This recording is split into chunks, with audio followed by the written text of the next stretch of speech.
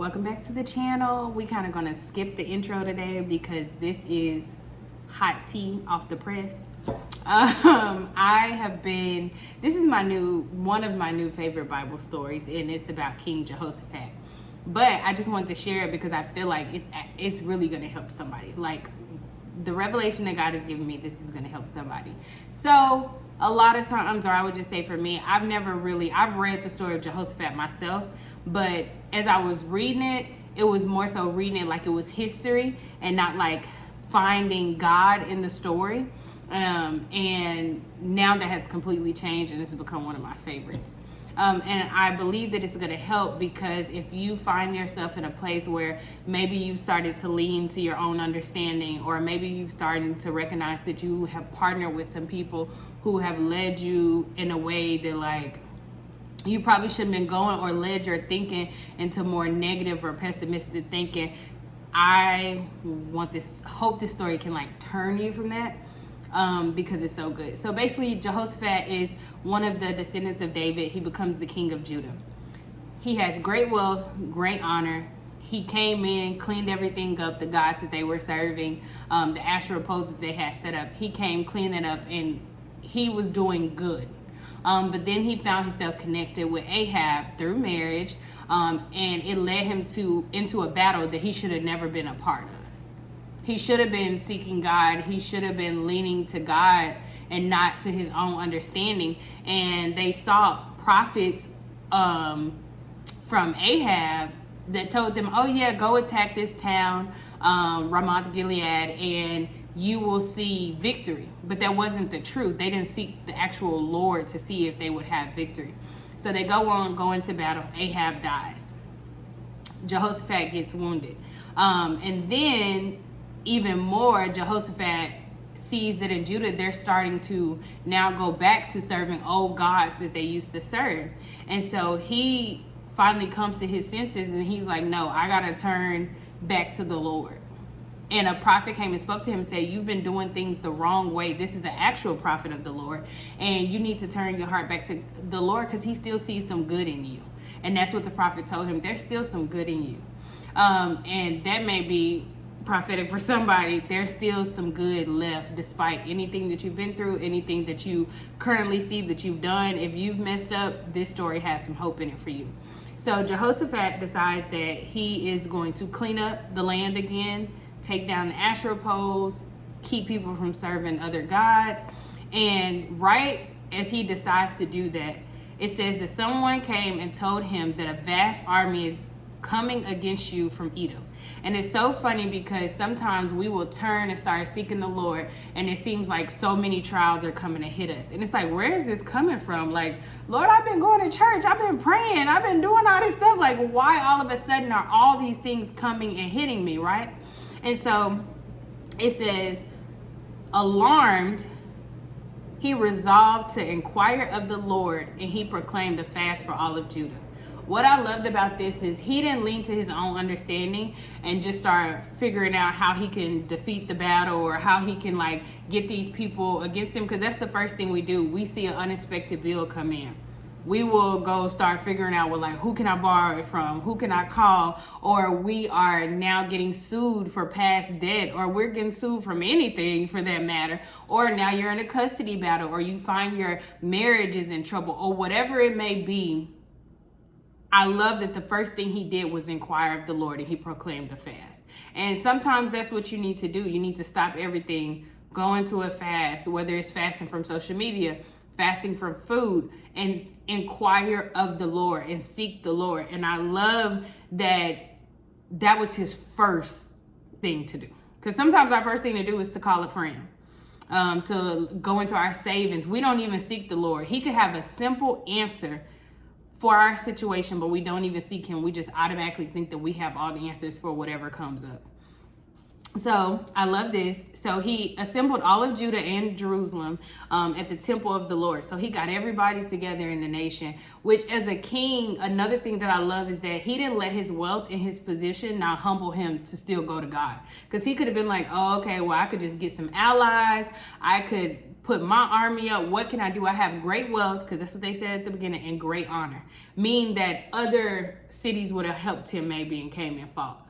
Meaning he had a lot of money. Maybe he could get more weaponry. There are so many things that he could have did, but despite his wealth, his honor, his position, he still went to God and submitted to him. And it takes a humble person to say, like, God, nah, I don't care. I got to come to you first, because this battle is too big for me. And so he stood and he said a very amazing prayer. And I just want to read it because I don't know, I just love this. And find yourself in this prayer, because I really feel like there's somebody right now facing a battle that just seems like it's too big for them. Like, and it doesn't even have to be a court battle, actual enemies coming against you. It could be the loss of a job. It could be the loss of a home, car. It could be the loss of a loved one. It could be any of those things. This battle seems like it's way too big for you. So Jehoshaphat says, Lord, the God of our ancestors, are you not the God who is in heaven? You rule over all the kingdoms of the nations. Power and might are in your hand, and no one can withstand you. Our God, did you not drive out the inhabitants of this land before your people Israel and give it forever to the descendants of Abraham, your friend?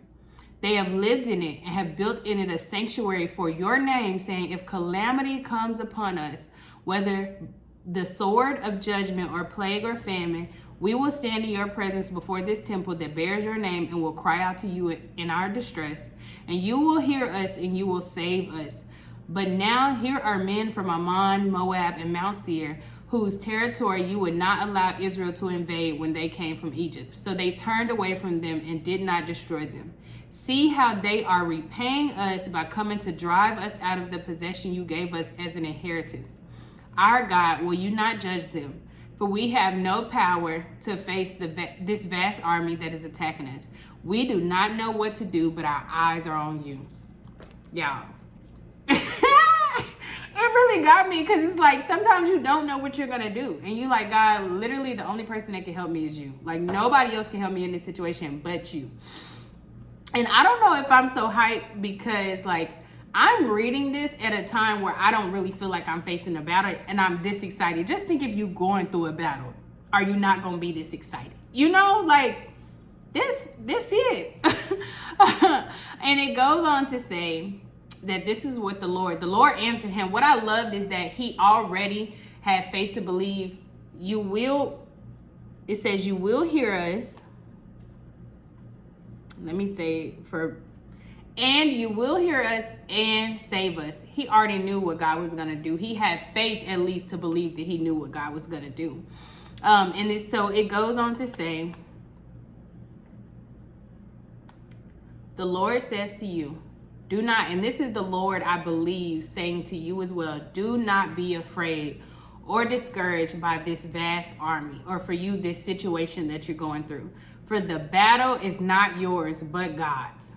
Tomorrow, march down against them. They will be climbing up by the pass of Ziz, and you will find them at the end of the gorge in the desert of Jeruel. And you will not have to fight this battle. Take up your positions, stand firm, and see the deliverance of the Lord. See the deliverance the Lord will give you, Judah and Jerusalem. Do not be afraid. And I want you to put your name there where it says Judah and Jerusalem.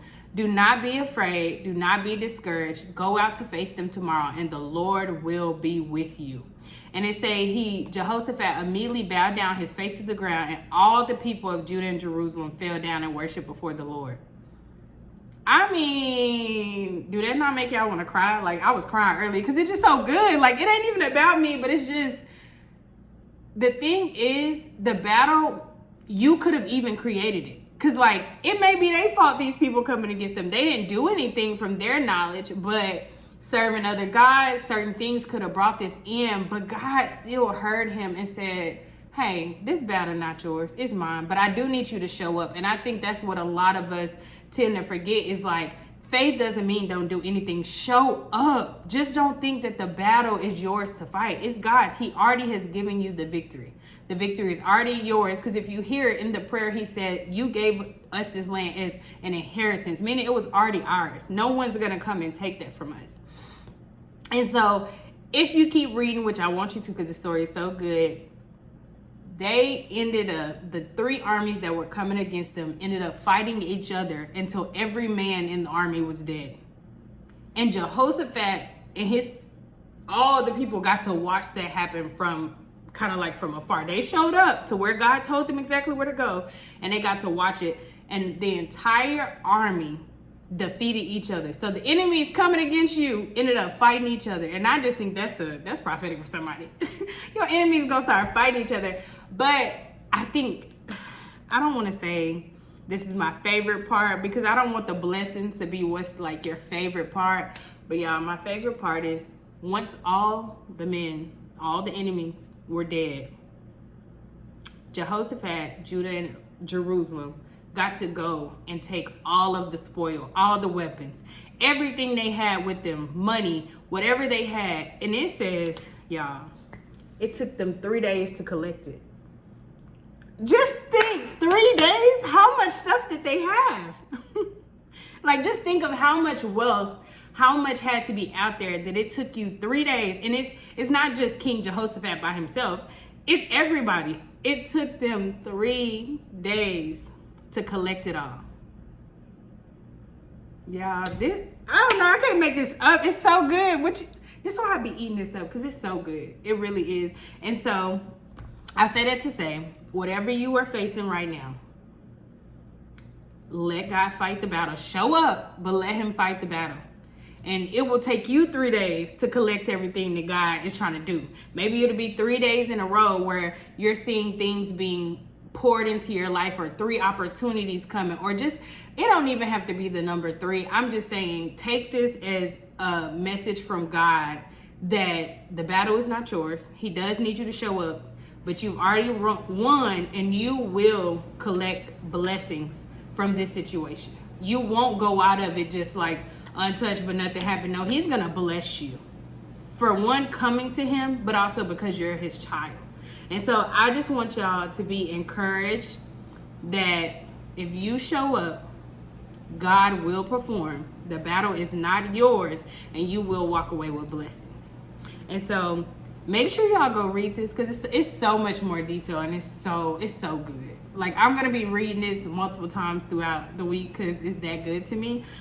Because it's so funny how a lot of this reminds me of just today's time, how so many people are dealing with injustice and situations where they feel like they got did wrong and they did absolutely nothing. Or even situations you find yourself where you partner with the wrong person and you lean to your own understanding, but you need God to come save you. He will still hear you.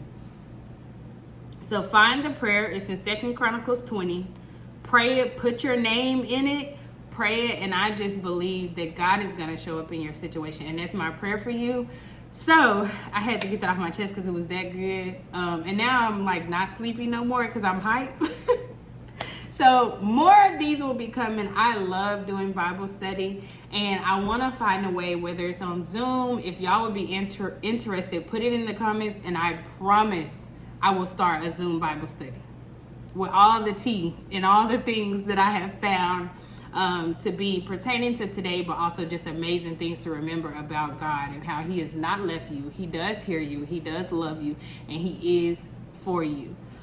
So make sure you comment below if you're interested in the Bible study. And when you comment, go ahead and put a good day of the week so I don't have to like do a poll. I guess I could do a poll based off the answer. So if you want to, go ahead and add a day of the week that you would be interested in doing Bible study. It'll be like 30 minutes on Zoom, won't take a long time. Also, I have a newsletter that I send out every week with kind of something similar to this. It's just a word that I feel like God has given me, and I send it out weekly. It is not spam. It's literally one email. And if you want to sign up, the link is going to be in the description box. As always, I love y'all. I pray everybody has a great rest of the week. Don't judge me. This is my gotta go do my skincare routine nighttime look. So y'all let me make it today. But y'all have a great night, and I pray that this blessed you, because it definitely is blessing me. I love God's word. It's so good, y'all.